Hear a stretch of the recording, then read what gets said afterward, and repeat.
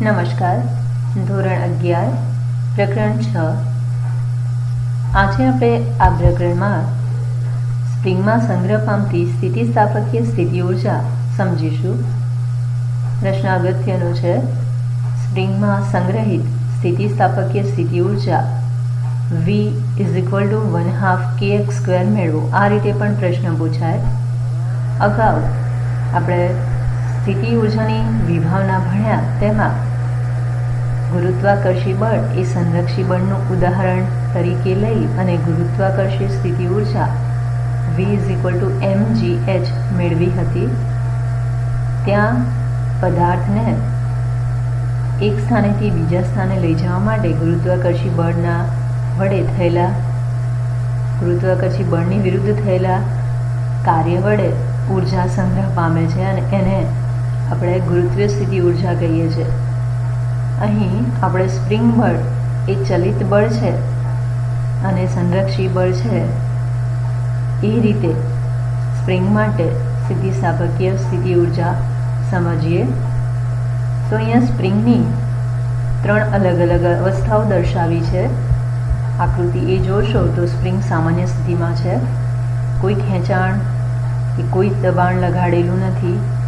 સામાન્ય સ્થિતિ x = 0 પાસે છે. આકૃતિ બીમાં સ્પ્રિંગને ખેંચાણ લગાડવામાં આવે છે અને આકૃતિ સીમાં દબાણ લગાડવામાં આવે છે. આકૃતિ બીમાં ધ્યાનથી જોશો તો સ્પ્રિંગને ખેંચાણ લગાડતા સ્પ્રિંગના મૂળ સ્થાનથી x જેટલું વિચલન ધન x અક્ષની દિશામાં થાય છે, એટલે કે ધન x દિશામાં સ્થાનાંતર થાય છે. સામે સ્પ્રિંગમાં મૂળ સ્થિતિમાં લઈ જતું પુનઃસ્થાપક બળ Fs લાગે છે, જે સ્થાનાંતરની વિરુદ્ધ દેખાય છે. તો લગાડેલું બળ F કહીએ તો એ ધન x અક્ષની દિશામાં છે અને સ્થાનાંતર પણ ધન x અક્ષની દિશામાં છે.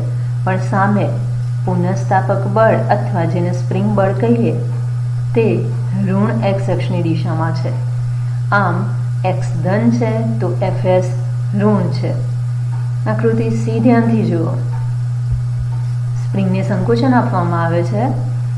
તો સંકોચન આપવા માટે બાહ્ય બળ F ઋણ x અક્ષની દિશામાં લગાડેલું છે. સ્થાનાંતર પણ ઋણ x અક્ષની દિશામાં થાય છે.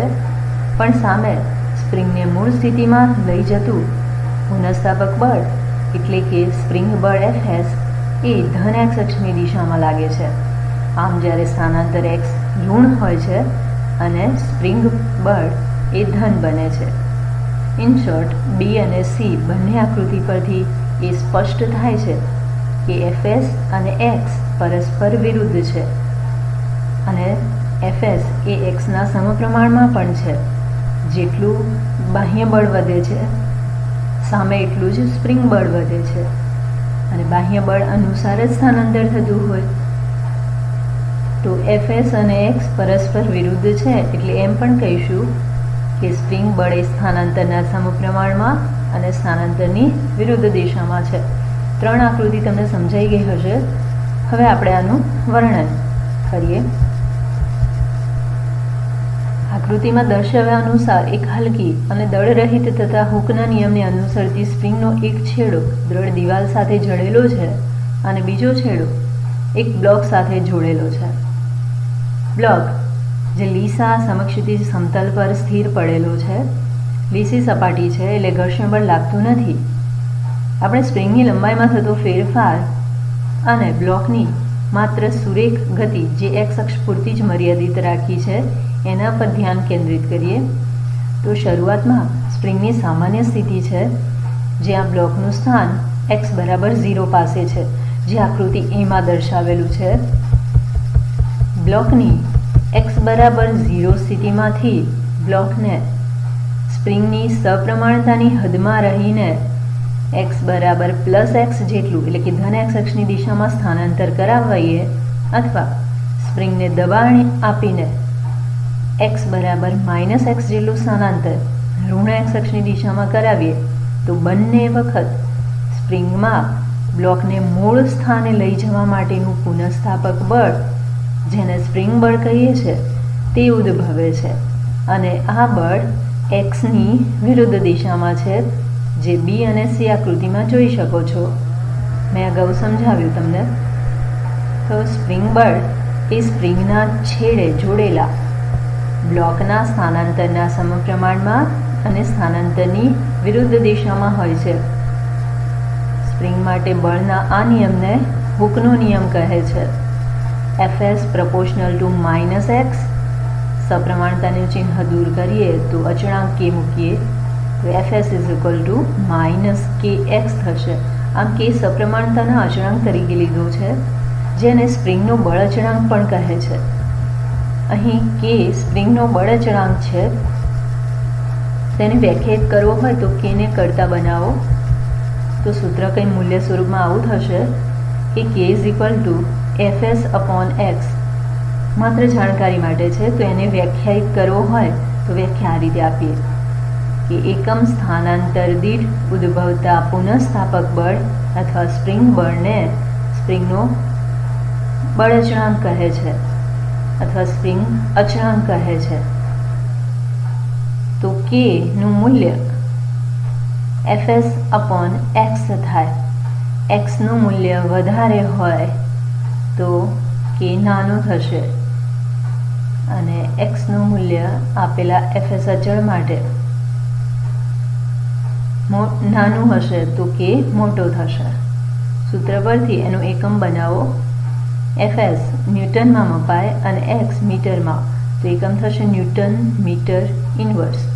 પારિમાણિક સૂત્ર નોંધી લેશો. m1 L0 T-2. જો k નું મૂલ્ય મોટું હોય તો સ્પ્રિંગ કડક હોય અને k નું મૂલ્ય નાનું હોય તો સ્પ્રિંગ નરમ હોય છે. આ જાણકારી છે. હવે આપણે આકૃતિ બીમાં ધ્યાનથી અવલોકન કર્યું હોય તો એ માટે કાર્ય શોધીએ છીએ. તો આકૃતિ બીમાં દર્શાવ્યા મુજબ બ્લોકને ખેંચીને સ્પ્રિંગની લંબાઈમાં થતો વધારો, મેક્સિમમ વધારો xm હોય તો સ્પ્રિંગ બળ વડે થતું કાર્ય નીચે મુજબ શોધી શકાય. તો અહીંયા બળ સ્પ્રિંગ બળ ચલિત બળ હોવાથી સંકલન વડે કાર્ય ગણી શકાય છે, જે અગાઉ ચલ બળ વડે થતા કાર્યમાં આપણે સમજ્યા છીએ. તો ચલ બળ વડે થતું કાર્ય સંકલનથી શોધાય. Ws ઇઝ ઇક્વલ ટુ સંકલનની લિમિટ 0 થી xm બળ ગુણ્યા સ્થાનાંતર એટલે Fs dx. Fs નું મૂલ્ય -kx. તો માઇનસ નિશાની બહાર મૂકીએ સંકલનની. kx dx લિમિટ 0 થી xm. અહીંયા Fs ની વેલ્યુ આપણે -kx મૂકી છે. k અચળાંક છે, સંકલન ન થાય. સંકલનની બહાર x નું સંકલન થશે x²/2. ઉપરની લિમિટ xm, નીચેની લિમિટ 0. પહેલા ઉપરની લિમિટ મૂકીએ માઇનસ નીચેની લિમિટ, તો સાદરૂપ કંઈક આવું થાય -k કૌંસમાં xm²/2 -0. આમ સ્પ્રિંગ બળ વડે થતું કાર્ય -kxm²/2 મળે.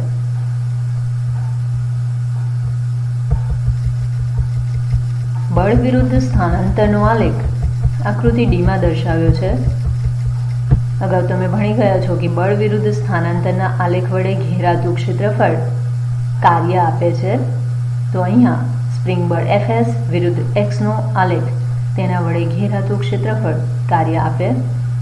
અહીંયા સ્થાનાંતર xm બતાવ્યું છે ધન x અક્ષ પાસે અને ઋણ x અક્ષ તરફ -xm મળે. એવી રીતે Fs પણ ધન અને ઋણ બંને છે. xm પ્લસ હોય ત્યારે Fs ઋણ હોય છે અને xm માઇનસ હોય ત્યારે Fs પ્લસ હોય છે, જે અગાઉ આપણે બી અને સી કિસ્સામાં જોયું છે. તો Fs વિરુદ્ધ xના આલેખ વડે ઘેરાતું ક્ષેત્રફળ અહીંયા ત્રિકોણ વડે મળે છે. OAXM ત્રિકોણ તમને દેખાય છે. OAB વડે દર્શાવ્યું છે અહીંયા. તો ત્રિકોણનું ક્ષેત્રફળ શોધી કાઢો તો તમને કાર્ય મળી જશે. ત્રિકોણના ક્ષેત્રફળનું સૂત્ર 1/2 પાયો ગુણ્યા વેધ. તો 1/2 પાયો xm અને વેધ તરીકે બળ Fs. તો અહીંયા બળ ઋણ છે એટલે -kxm થશે. તો 1/2 ગુણ્યા xm ગુણ્યા -kxm. તો આન્સર મળશે -kxm²/2, જે આલેખનું ક્ષેત્રફળ છે અને કાર્ય પણ આપે છે. આમ અહીંયા સાબિત થાય છે કે સ્પ્રિંગ બળ વડે જે કાર્ય થયું છે એ આપણે Fs વિરુદ્ધ xના આલેખ વડે ઘેરાતા ક્ષેત્રફળ દ્વારા પણ મેળવી શકીએ છીએ. અહીંયા આપણે મહત્તમ સ્થાનાંતર xm માટે ગણતરી કરી. જો કોઈ સ્થાનાંતર xc માટે ગણતરી કરીએ, એટલે કે જ્યારે સ્પ્રિંગને xc સ્થાનાંતર સુધી સંકોચવામાં આવે ત્યારે પણ આ જ રીતે કાર્ય મળે છે, એટલે કે Ws = -kxc²/2. અહીંયા સમજો કે સ્પ્રિંગ બળ એ સ્થાનાંતરની વિરુદ્ધ છે અને લગાડેલું બાહ્ય બળ એ સ્થાનાંતરની દિશામાં જ હોય છે. તો લગાડેલા બાહ્ય બળ વડે થતું કાર્ય ધન મળે, એટલે કે +kxc²/2. તમને સમજાયું હશે કે બાહ્ય બળ અને સ્પ્રિંગ બળ બંને અલગ છે. બાહ્ય બળ એ સ્પ્રિંગની સ્થિતિના ફેરફાર કરવા માટે લગાડાય છે અને સ્પ્રિંગ બળ આ ફેરફારનો વિરોધ કરવા માટે, મૂળ સ્થિતિમાં લઈ જવા માટે સ્પ્રિંગ દ્વારા ઉદ્ભવે છે. તો આમ બંને કાર્યો અલગ અલગ છે. એટલે સ્પ્રિંગ બળ વડે થતું કાર્ય -kxc²/2 મળે, તો બાહ્ય બળ વડે થતું કાર્ય +xc²/2 મળે. હવે આપણે બે અલગ સ્થાન માટે સ્પ્રિંગ બળ વડે થતું કાર્ય શોધવું હોય તો પ્રારંભિક સ્થાનાંતર xi થી અંતિમ સ્થાનાંતર xf સુધી બ્લોકને ગતિ કરાવીએ તો સ્પ્રિંગ બળ વડે થતું કાર્ય સંકલન વડે આ રીતે મળે કે Ws - સંકલનની લિમિટ xi થી xf kx dx. સાદરૂપ આપો -k સંકલનની બહાર x dx. xનું સંકલન થશે x²/2, ઉપરની લિમિટ xf, નીચેની લિમિટ xi. હવે ઋણ નિશાની છે આગળ યાદ રાખશો તો સાદુરૂપ કંઈક બાજુમાં આપેલું છે એ મુજબનું મળશે કે ઋણ નિશાનીની ગુણ્યા બાદ kxi²/2 છે ધન બનશે, એટલે આપણે એને પહેલાં લખીએ છીએ -kxf²/2. અહીંયા જુઓ કે સ્પ્રિંગ બળ વડે થતું કાર્ય એ સ્થાન ઉપર આધારિત જ છે. સ્થાન ઉપર આધારિત કાર્ય જેમાં મળતું હોય એ બળ સંરક્ષી બળ જ કહેવાય. એટલે અહીંયા સ્પ્રિંગ બળ સંરક્ષી છે એ સમજાઈ ગયું હશે. હવે એને મૂળ સ્થાને પાછું લાવીએ. xi થી એનું સ્થાનાંતર કરાવી ફરીથી એને xi પાસે જ પાછું લાવી દઈએ તો xf બરાબર જ xi મૂકી શકાય. તો કાર્ય 0 થશે. આમ પણ તમે સમજી શકો કે બળ ગુણ્યા સ્થાનાંતર, અહીં મૂળ સ્થાને બ્લોક પાછો આવે તો સ્થાનાંતર 0 થાય, દેરફોર કાર્ય પણ 0 થશે. આમ ચક્રીય પ્રક્રિયામાં સ્પ્રિંગ બળ વડે થતું કાર્ય 0 હોય છે. આમ સ્પષ્ટ થાય છે કે નંબર 1 હુકે સૌપ્રથમ દર્શાવ્યા મુજબ સ્પ્રિંગ બળ ફક્ત સ્થાન ઉપર આધારિત છે. નંબર 2 સ્પ્રિંગ બળ વડે થયેલું કાર્ય ફક્ત પ્રારંભિક અને અંતિમ સ્થાન પર આધાર રાખે છે. આમ સ્પ્રિંગ બળ એ સંરક્ષી બળ છે. તો સંરક્ષી બળ વડે થતું કાર્ય અહીંયા આપણે મેળવ્યું +1/2 kx². બ્લોક અને સ્પ્રિંગનું સંતુલન થયેલું હોય ત્યારે સ્પ્રિંગની સ્થિતિ ઊર્જા એ x = 0 પાસે 0 લઈએ તો એના એક્સ દિશાના સ્થાનાંતર માટે આ જ સ્થિતિ ઉર્જા 1/2 kx² વડે મળી શકે. આમ સ્થિતિસ્થાપકીય સ્થિતિ ઉર્જાનું સૂત્ર V of x is equal to 1/2 kx² મળશે. અગાઉ તમે ભણ્યા છો કે F is equal to -dv/dx. તો અહીંયા સ્પ્રિંગ બળ માટે આવું લખીશું કે Fs is equal to -dv/dx અને Fs ની વેલ્યુ -kx છે જ. તો આ રીતે સમીકરણ અહીંયા સાબિત થઈ શકે છે. અગાઉ દર્શાવેલી આકૃતિમાં m દળના બ્લોકને સંતુલિત સ્થિતિમાંથી આપણે xm સુધી ખેંચાણ બળ આપીએ છીએ. તો કોઈ પણ બિંદુ x જ્યાં x નું મૂલ્ય -xm થી +xm ની વચ્ચે હોય તો કુલ યાંત્રિક ઉર્જા E બરાબર આ રીતે મળે કે 1/2 kxm² equal to 1/2 kx² plus 1/2 mv². 1/2 kx² એ સ્થિતિ ઉર્જા છે અને 1/2 mv² ગતિ ઉર્જા છે, જ્યાં આપણને યાંત્રિક ઉર્જાનું સંરક્ષણ મળે છે. આમ સંતુલિત સ્થાન પાસે x બરાબર 0 પર એની ઝડપ 0 હોવાથી